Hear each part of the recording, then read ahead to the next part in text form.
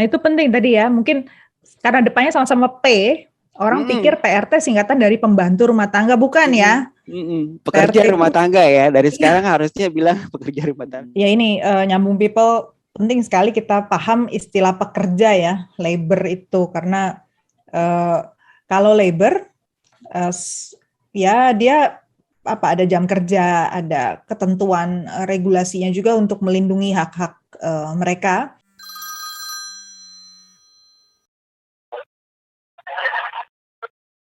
Halo nyambung people, mau tetap nyambung sama isu-isu penting dan strategis di sekitar kita?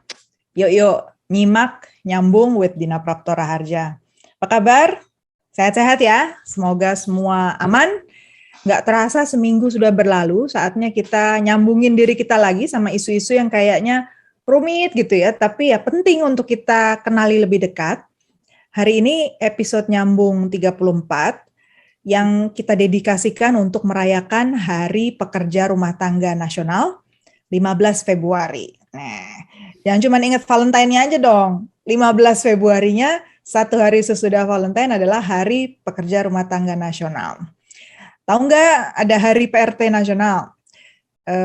Sejak 2006 ya, itu organisasi Jala PRT dan beberapa organisasi perempuan, LSM, buruh, dan jejaringnya termasuk organisasi PRT mengkampanyekan tanggal 15 Februari ini sebagai hari libur nasional. Belum terjadi sih, tetapi intinya di kalangan aktivis kita sudah merayakan ini secara tahunan. Sejarahnya karena memang pekerja rumah tangga ini sektor yang rentan ya. Tahun ini pun perayaan ini pun diadakan karena sebenarnya cerita sedih ya, pernah terjadi penyiksaan dan kekerasan yang diterima oleh pekerja rumah tangga yang usianya masih 15 tahun, asal dari Jawa Timur, tidak mendapatkan haknya, tidak diberi upah, jam kerja lebih dari 18 jam, tidurnya di lantai jemuran, disiksa sampai akhirnya meninggal di 12 Februari 2001. Beliau almarhumah Sunarsih.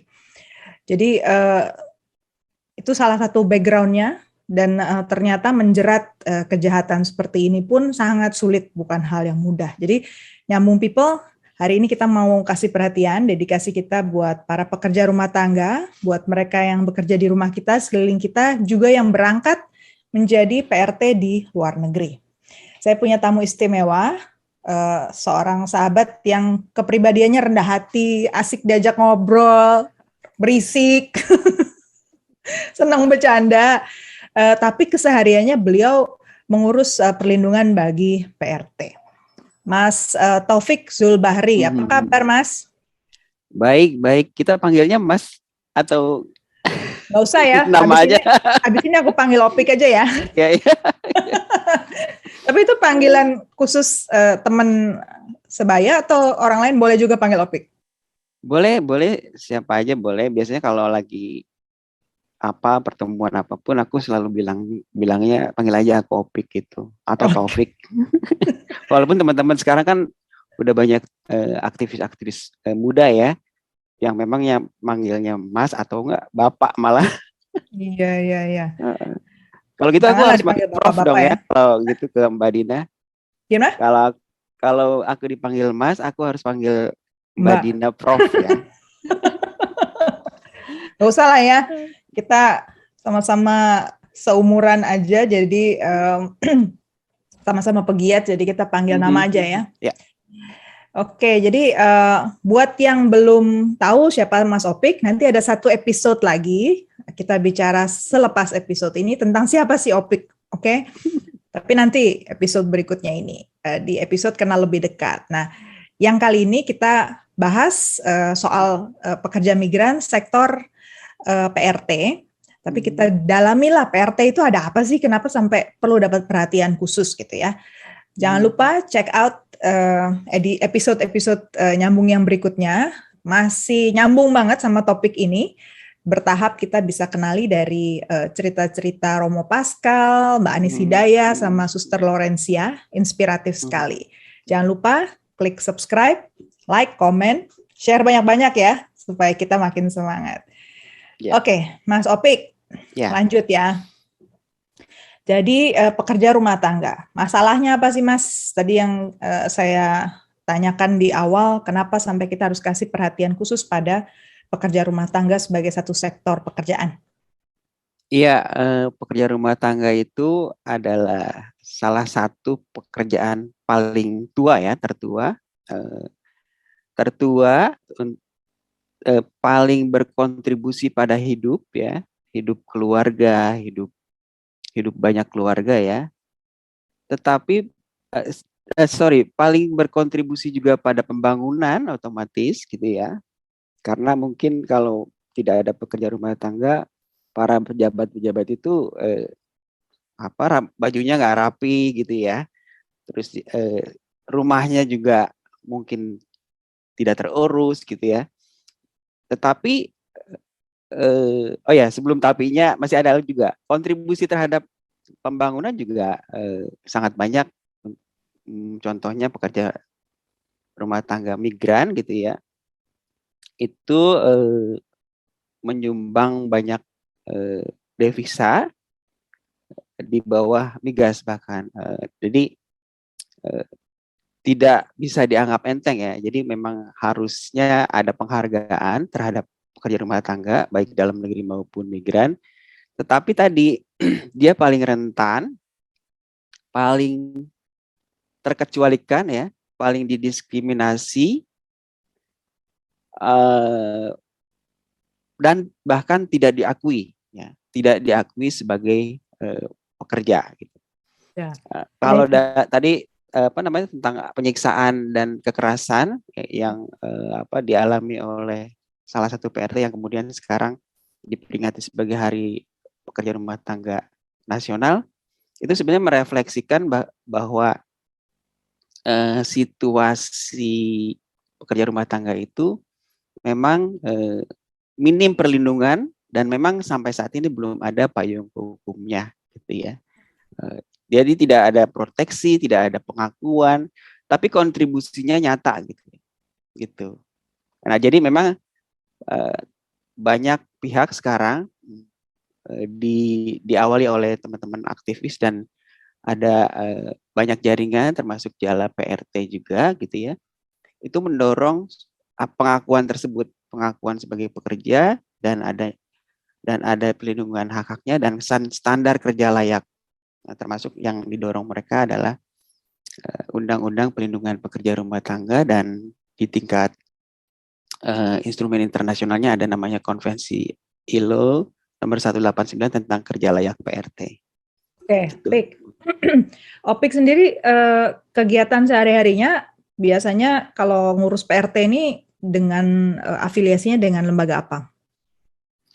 Aku lebih banyak ke PRT migran ya, dan dulu dengan solidaritas perempuan karena memang di solidaritas perempuan aku di divisi migration trafficking and HIV AIDS, dan memang posisinya solidaritas perempuan untuk isu migran adalah di isu pekerja migran perempuan yang mayoritas adalah pekerja rumah tangga dan banyak mengalami tindak pidana perdagangan orang dan juga banyak mengalami hal-hal terkait hak atas kesehatan mereka termasuk rentan terhadap HIV/AIDS.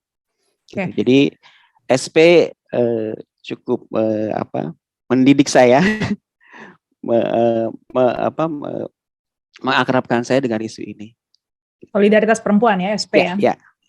Oke, jadi tadi Opik udah nyebutkan kenapa PRT itu penting. Pertama karena belum dapat pengakuan ya profesi ini ya. Belum ada regulasinya untuk melindungi mereka di tingkat nasional, padahal di internasional ada. Kemudian karena nggak ada regulasi, nggak ada ini invisible gitu ya, nggak kelihatan gitu. Kayaknya orang menerima for granted, menerima seakan-akan ya udahlah pekerja rumah tangga dikerjain aja, tapi hal-hal yang bersifat hak dan perlindungan buat mereka itu belum ada gitu ya. Nggak dianggap ya, tidak dianggap, tidak direcognize ya. Tidak direcognize ya. Kalau di Indonesia sendiri nih, seberapa Anda udah sering lah ya ngobrolin ini sama sesama orang Indonesia gitu. Seberapa orang Indonesia paham soal hak PRT nih? Ya, kalau dari sisi pemahaman hak itu sampai sekarang sudah 18 tahun diperjuangkan ya. Banyak pihak yang memperjuangkan. Saya kira masih minim ya, walaupun sudah tidak terlalu parah seperti dulu. Jadi kalau orang mau misalnya mau merekrut PRT gitu ya, itu yang dia bayangkan itu bagaimana supaya gajinya kecil gitu, serendah-rendahnya, tapi harus ngerjain banyak gitu.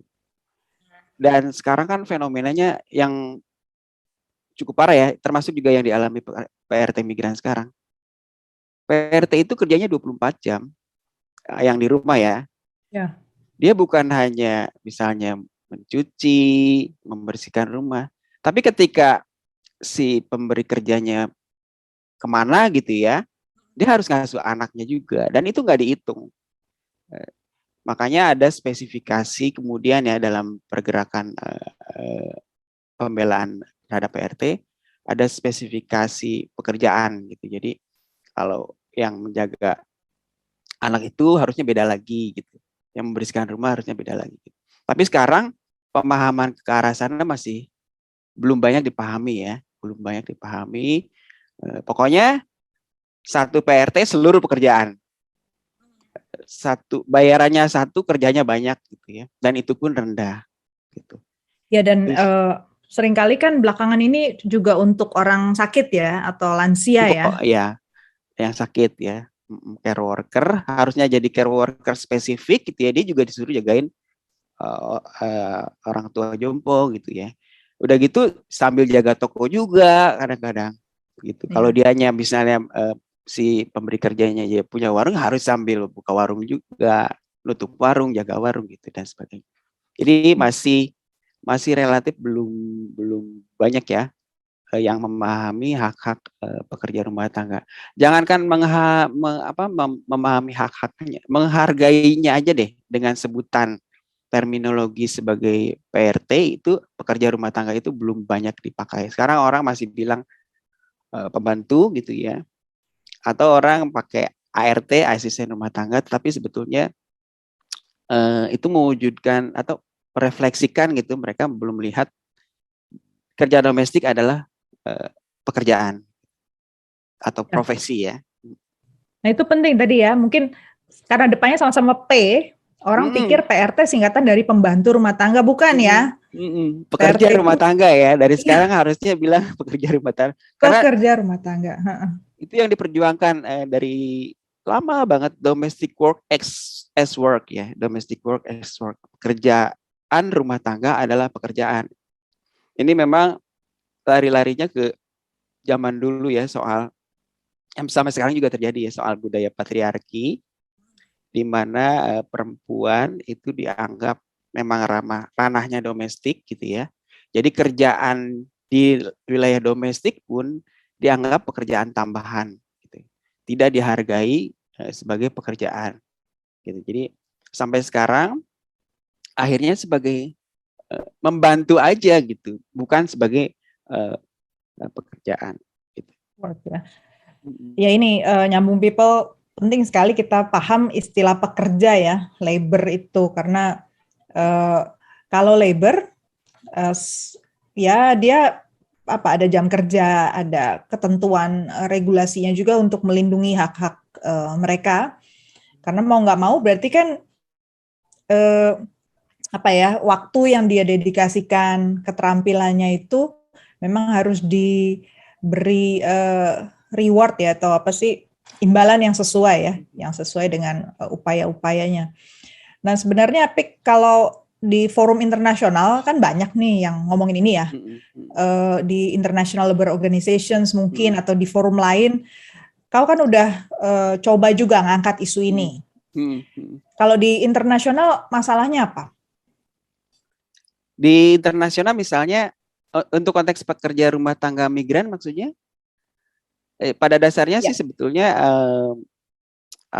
saya melihat ini hanya lokus aja ya, lokusnya dia di dalam negeri dan di luar negeri. Kerentanannya mirip, hanya ada situasi sebagai non warga negara yang menambah kerentanan mereka ketika dia migran ya. Jadi ironi juga sih ketika PRT di dalam negeri itu masih belum terlindungi, padahal dia ada di dalam negara ya, tapi negaranya nggak hadir. Kalau di dalam konteks PRT migran, dia lebih rentan karena dia bukan warga negara di sana. Makanya yang didesak oleh banyak teman-teman penggerak itu ya adalah bagaimana mendorong negara hadir melalui MOU atau nota kesepahaman dengan negara tujuan yang spesifik untuk pekerja rumah tangga. Contohnya Malaysia. Nah, Malaysia ini kalau Mbak Dina pasti tahu ya, dia udah expired di 2016 ya. Dan jadi bayangkan sampai sekarang udah tahun itu nggak ada perlindungan. Padahal dulu tuh pada saat mendorong MOU pun kita udah sekuat tenaga gitu ya berjaringan dengan teman-teman di Malaysia supaya ada proteksi. Misalnya soal standar gaji gitu ya. Tapi akhirnya contohnya ya soal standar gaji juga tidak tercapai karena di MOU itu sendiri akhirnya waktu itu zaman Menteri Muhaimin ya gajinya PRT diserahkan ke pasar, jadi tidak ada standar. Akhirnya kita memang kalah gaji kita dengan Filipina dan bahkan Vietnam. Jadi kita paling rendah padahal bahasa lebih menguasai dan sebagainya. Jadi negosiasinya memang lemah. Yang kedua, konteks kerentanan yang khusus untuk PRT itu ruang kerjanya kan privat ya. Jadi dia di dalam rumah gitu.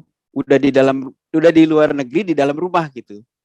Nah, dan ditambah pengawasan yang lemah juga dari perwakilan kita. Bahkan memang hukum negara setempat seperti di Arab Saudi, bahkan entitas perwakilan negara pun nggak bisa masuk ke ruang privat mereka. Jadi bagaimana situasi itu kemudian jadi mekanisme kontrol sendiri buat pengguna ini pemberi kerja. Jadi di situ dia dalam tanda kutip ya bisa sewenang-wenang banget gitu. Misalnya dari kontrak kerja aja bisa setelah masuk situ udah bisa nggak berlaku, bisa dirobek-robek, banyak kasus yang itu disita gitu ya. Belum lagi soal kekerasan fisik, psikis maupun seksual. Terakhir yang didampak di masa COVID ini, studi-studi beberapa NGO misalnya itu ada tiga kerentanan yang khas ya yang dialami pekerja rumah tangga migran. Pertama soal stres, soal fisik. Jadi karena seperti juga banyak terjadi di kita ya. Jadi di negara Indonesia maksudnya ketika COVID lockdown para pemberi kerjanya itu kerja di rumah, sekolah juga pada dari rumah, itu pekerjaan PRT itu makin banyak gitu dari sisi melayani mereka entah apa gitu ya, lebih sering ya, lebih sering mencucinya lebih sering dan sebagainya, banyak kerjanya jadi lebih overload. Jadi secara fisik dia juga lebih capek. Yang kedua dari stres dari sisi psikis gitu. Jadi pekerja rumah tangga ini dari dulu memang salah satu situasinya adalah dia selalu di bawah ya, tersubordinasi. Apalagi dari awalnya juga dari Indonesia pembekalan soal penguatan mentalnya gitu, pemahaman haknya juga belum optimal gitu. Jadi dia selalu tersubordinasi. Bayangkan kalau misalnya di pembekalan calon pekerja migran kan selalu harus nurut sama majikan, jangan kabur. Jadi dia terpatri di situ, dia harus nurut terus. Jadi sementara dia kan punya masalah juga, dia lelah gitu ya. Dia juga banyak yang tidak bisa libur di Singapura dan Hong Kong, studi terakhir dari teman-teman SBMI itu, salah satu dampak pandemi juga karena makin bikin stres itu karena mereka nggak bisa ngambil hari libur dan juga cuti cuti yang harusnya dibayar juga tidak dibayar karena alasan si pemberi kerja menurun itu ya penghasilannya. Jadi ada stres soal itu, psikis gitu ya. Belum lagi mikirin yang di rumah karena apa ya, entitled dilekatkan pada para PRT itu sebagai ibu, dia juga harus bertanggung jawab sama keselamatan dan kondisi anak-anaknya di rumah. Dia juga kepikiran. Jadi ada stres secara psikis. Yang ketiga soal ekonomi juga. Jadi, nah ini juga tadi salah satu situasi ketidakadilan yang dialami PRT, terutama migran ya. Saya yakin di PRT domestik juga seperti itu. Jadi ada stres soal gaji. Jadi sekarang ada istilah wage step ya, pencurian gaji. Jadi PRT itu salah satu sektor kerja yang sering gajinya dicuri. Dicuri itu dalam arti dia nggak dibayar tapi telat, udah berapa bulan lewat gitu. Dibayar tapi nggak full. Gitu. Terus ngambil cuti yang harusnya dia libur tapi nggak dibayar. Nah itu terakhir SBMI misalnya mencatat hanya kasusnya yang ditangani aja ada senilai 13 miliar gaji PRT yang dicuri gitu ya. Nah itu juga yang membuat situasi pekerja rumah tangga migran terutama di masa COVID gitu ya, itu luar biasa dahsyat. Apalagi juga ada laporan tentang kekerasan seksual. Kekerasan verbal, psikis itu meningkat di masa COVID. Oke, wah ini ya berlapis-lapis ya masalahnya ya buat PRT ya. Yang ya nyambung pipa mungkin nggak lihat di tataran apa yang kelihatan mata ya, kecuali kita mau membuka hati untuk melihat oh ternyata lapisan masyarakatnya mengalami yang seperti itu juga. Kalau tadi ya dirimu sempat nyebut sebenarnya kan ada pembekalan kalau dia mau berangkat kerja di luar negeri ya terutama ya, karena ada pembekalan dari pemerintah. Di sini mungkin Opik bisa cerita peranan pemerintah dengan tidak adanya regulasi undang-undang pekerja rumah tangga yang belum goal sampai hari ini. Terus yang dijadikan pegangan oleh Kementerian Tenaga Kerja, misalnya BP2MI, kemudian anggota parlemen, itu apa kalau kita bicara soal pekerja rumah tangga? Kalau pekerja rumah tangga dalam negeri, dia sudah ada permen sebetulnya, tapi itu juga menuai kritik. Perbannya ini BP2MI atau perbannya siapa? Peraturan Menteri Tenaga Kerja waktu zamannya Pak Hanif Dakiri ya. Okay. Tapi itu juga masih lemah, menuai kritik, malah itu membuka ruang, kalau bacaan saya ya, itu membuka ruang semacam perdagangan orang untuk sektor PRT dalam negeri. Jadi karena apa? Karena dia memberi ruang yang cukup luas bagi perantara agensi PRT. Jadi dia lebih mengatur soal pengagenan PRT itu sendiri. Kalau di dalam, jadi belum diatur soal pembekalan tadi di dalam permen itu. Yang kedua, yang PRT migran, sebetulnya dalam Undang-Undang 18 2017 yang relatif lebih baik dari undang-undang sebelumnya, itu sudah diatur mengenai OPP namanya, orientasi pra pemberangkatan.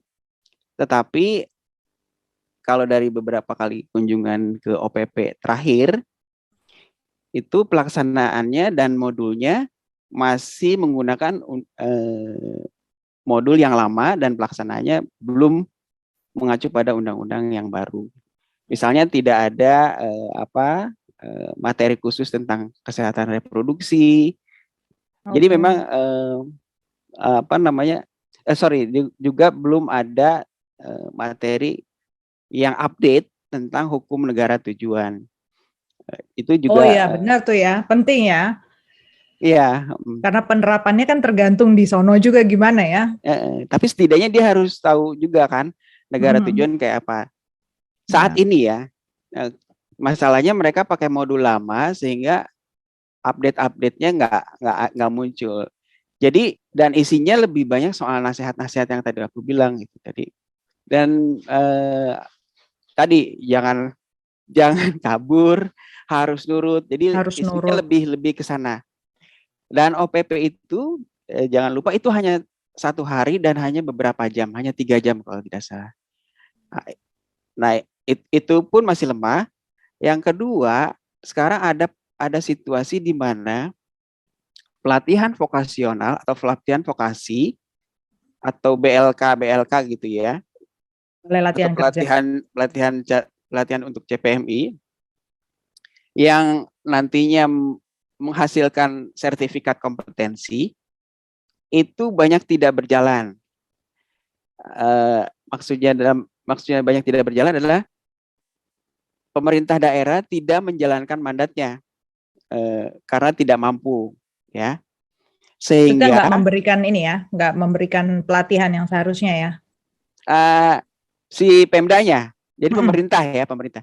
Sehingga yang melakukan itu adalah swasta. Si agen itu. BLKLN swasta yang itu sebetulnya sekarang konkret faktanya adalah juga PT-PT gitu ya atau jaringannya. Kita bisa bayangkan walaupun mereka katanya punya kurikulum dan sebagainya, tetapi mereka itu orientasinya kan bisnis ya. Jadi bukan untuk pemenuhan kekuatan pelindungan, tapi mereka yang penting mereka juga dapat uang dari situ dan yang penting ada sertifikatnya. Jadi bisa dibayangkan kesiapan pekerja migran dengan situasi pelatihan dan orientasi pra-pemberangkatan yang demikian, kita bisa bayangkan dari sisi skillnya kurang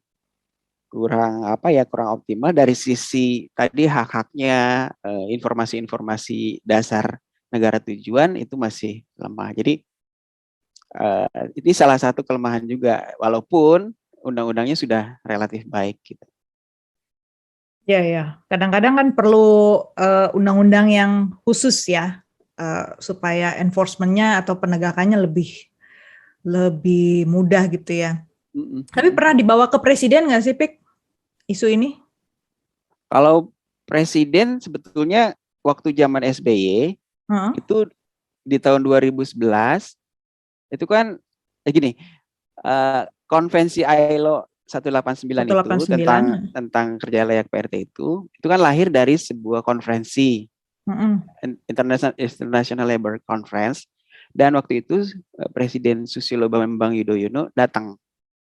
Dan dia di saat konferensi itu komit Indonesia akan meratifikasi. Jadi ceritanya pas pulang dimandatkanlah itu ke Menaker, tapi nggak jalan. Jadi sebetulnya kita respect waktu zamannya SBY dengan komitmen itu, tapi kita nggak tahu ya siapa yang menjegal proses itu gitu ya, sehingga sampai sekarang tidak ada kemajuan. Padahal Mbak Dina, hampir di banyak mekanisme HAM internasional, rekomendasi terhadap Indonesia itu untuk ratifikasi konvensi ILO ini mengepung gitu ya, bahkan dari konvensi CEDAW, konvensi CEDAW itu apa? Nggak tahu. Konvensi penghapusan diskriminasi terhadap perempuan yang paling akhir ya, yang di tahun ini sidang terakhir itu juga memandatkan untuk Indonesia meratifikasi konvensi tersebut. Apalagi di sebelum-sebelumnya, di pertemuan-pertemuan sebelumnya, Di mekanisme UPR juga Universal Periodic Review. Review ya. Indonesia juga diminta oleh Filipina gitu supaya ratifikasi konvensi ini. Konvensi migran banyak CSW gitu ya, CSW 2019 atau hampir di setiap CSW Indonesia selalu Singkatan OPIK nih. CSW apa tuh? status of women ya.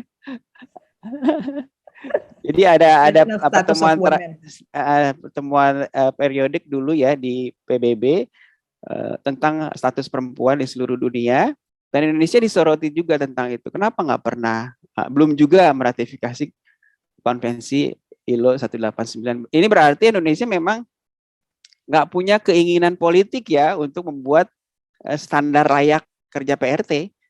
Jadi pekerja rumah tangga ini sampai kapan bisa memenuhi dipenuhi ya standar kerja layaknya gitu. Layak itu di berbagai aspek kan ya, di situasi kerjanya dan sebagainya.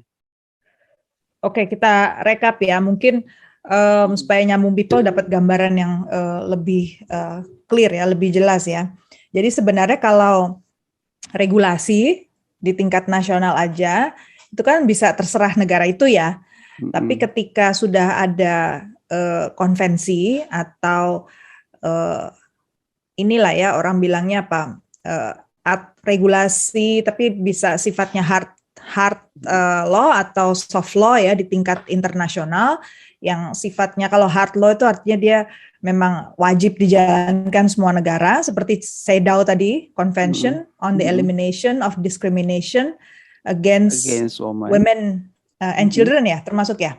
Atau enggak, kalau CEDAW enggak. CEDAW khusus women ya, khusus women, jadi nggak boleh ada diskriminasi terhadap perempuan, itu wajib. Tapi kemudian ada yang sifatnya soft law yang lebih spesifik, nanti tergantung ada protokolnya gimana. Nah, kalau negara meratifikasi, sebenarnya otomatis di level nasional dia perlu punya regulasi yang menjadi payungnya ya, menjadi bukti pelaksanaannya, dan itu direview setiap tahun di UPR tadi yang disebut oleh OPIK ya, Universal Periodic Review. Di reviewnya di Badan HAM PBB ya, Perserikatan Bangsa-Bangsa. Nah gitu. Nah, berarti konvensi migran juga sudah diratifikasi dan harusnya itu mengikat ya. Nah, oke, konvensi migran ya. Berarti yang mengikat apa aja, Pik, sebenarnya, Pik? Yang harusnya Indonesia nggak usah pun tanda tangan yang C189 tadi, soal konvensi 189 ILO soal pekerja domestik tadi, sebenarnya udah mengikat kita apa aja, Pik? Sebenarnya konvensi migran itu cukup kuat ya, tapi memang tidak spesifik dalam konteks domestic worker-nya. Terus juga yang CEDAW itu juga sudah punya tadi ya, perempuan. Sudah punya rekomendasi umum yang khusus tentang pekerja migran perempuan, nomor 26 ya, rekomendasi umum nomor 26 tentang pekerja rumah tangga pekerja migran perempuan. Tapi memang urgensi kita perlu ratifikasi konvensi ILO 189 itu konteks pekerja rumah tangganya ya? Itu. Karena di situ di konvensi itu jelas ada hak-hak pekerja rumah tangga secara spesifik, misalnya dia berhak minimal ada jam istirahat minimal dalam sehari. Ya. Ada standar upah gitu ya, dan juga ada posisi-posisi kerjanya gitu ya, standar-standar kerja layaknya gitu. Iya, jadi hak organisasi dan sebagainya, jaminan sosial. Ya.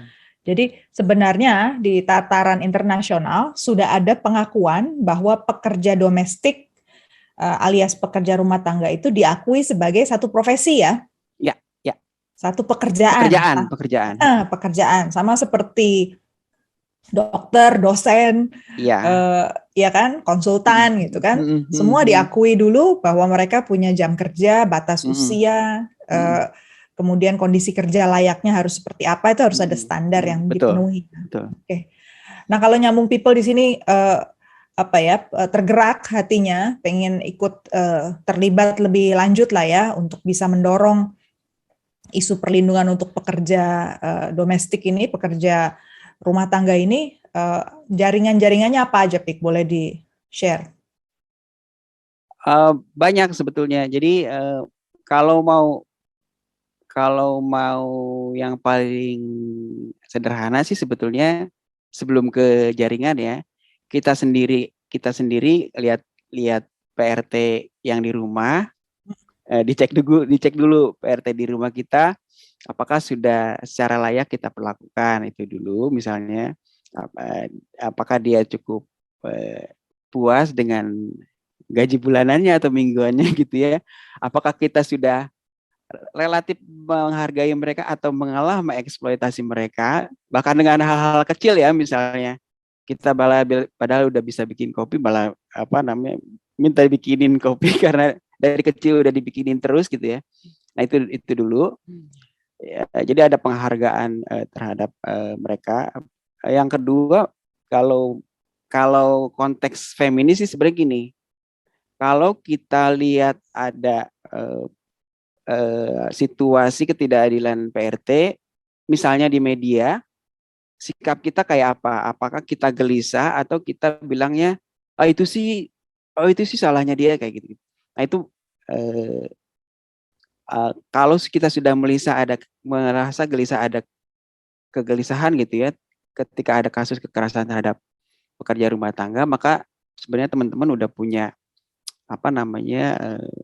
kepekaan yang baik.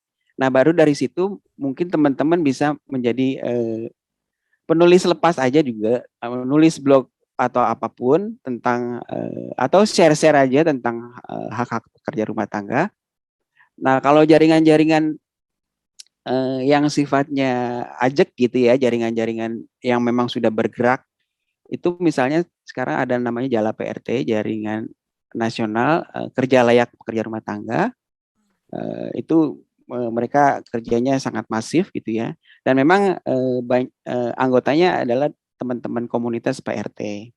Kalau mau jadi simpatisan gitu ya, atau mau aktif di organisasi-organisasi yang melakukan pembelaan terhadap pekerja rumah tangga banyak, misalnya teman-teman LBH Apik juga, solidaritas perempuan atau serikat-serikat buruh gitu bisa diikutkan gitu. Sebenarnya browsing juga bisa sih, cari bisa. Koalisi Perempuan Indonesia juga cukup ada Sapulidi namanya juga komunitas yang sekarang ada Sarinah Institute ya yang gerak di advokasi pengesahan Undang-Undang Perlindungan PRT. Wah, oke. Walaupun singkat, padat ya, kita bisa paham setidaknya konteks mudah-mudahan dipahami. Pekerja rumah tangga, ya pengantar lah ya, paling tidak untuk sini Nyambung People bisa merasakan sebenarnya kenapa sih sampai pegiatnya sekian banyak gitu ya. Ternyata tadi juga saya dengar udah lama sekali, udah 18 tahunan berjuang untuk isu ini, dan kok ya baru sampai segini gitu ya. Harus kita akui dengan rendah hati belum sampai kan perjuangan kita. Jadi Nyambung People, terima kasih banyak atensinya. Terima kasih banyak Opik sudah hadir di episode kali ini. Kita boleh kasih pesan terakhir nggak? Boleh, pesan terakhir. Pesan penutup. Sekarang ini kan DPR tuh udah mengagendakan lah ya Undang-Undang Perlindungan Rumah Tangga ini, pekerja rumah tangga ini akan diagendakan, tapi belum jadi inisiatif, belum disahkan lah ya untuk dibahas. Jadi kalau teman-teman Nyambung People yang ininya fansnya Mbak Dina ini mau ikut turut serta, sangat akan sangat berguna gitu, misalnya dengan bikin status-status tentang situasi PRT saat ini yang lebih baik jika ada payung perlindungannya dan sebagainya. Saya kira teman-temannya Mbak Dinda bisa, atau fansnya podcast ini bisa sangat berkontribusi karena gini, selama ini hambatan dari proses pengesahan Undang-Undang Pekerja Rumah Tangga ini, perlindungan pekerja rumah tangga ini kan mindset dari para legislator yang lebih membela majikan gitu, Majikan. perspektif majikannya gitu yang lebih dipakai. Kalau teman-teman fansnya Mbak Dina bisa, walaupun mereka juga mungkin mayoritas majikan ya atau pemberi kerja, nah bisa mendorong bahwa akan ada kontribusi yang baik buat perlindungan PRT, itu akan sangat bagus. Dan jangan lupa kalau PRT lebih terlindungi, si pemberi kerja juga akan lebih terlindungi loh, dan juga akan lebih aman, akan lebih nyaman juga ketika ada pekerja rumah tangga di rumahnya gitu. Karena kita sama-sama punya payung perlindungan untuk membuat relasi yang setara antara pekerja rumah tangga dan pemberi kerja gitu. Oke, setuju lah ya, Nyambung People. Kita kasih dukungan, kita gunakan kesempatan perayaan Hari Pekerja Migran Indonesia 2022 ini sebagai pencerah kita mengubah perilaku kita, cara pandang kita terhadap PRT kita, PRT tetangga, sampai ke lingkaran. Kalau ada tetangga yang kira-kira PRT-nya nggak digaji atau dia mempekerjakan PRT anak, saya suka miris loh itu.